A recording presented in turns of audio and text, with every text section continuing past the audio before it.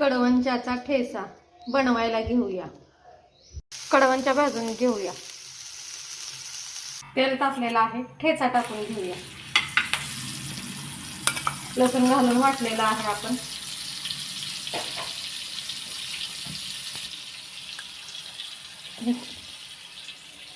कडवंच्या जाडसर थोडंसं मिक्सरला वाटून घेऊ। तर इथे मस्तपैकी आपली चटणी फ्राय झालेली आहे कडवंच्या तयार करण्यासाठी।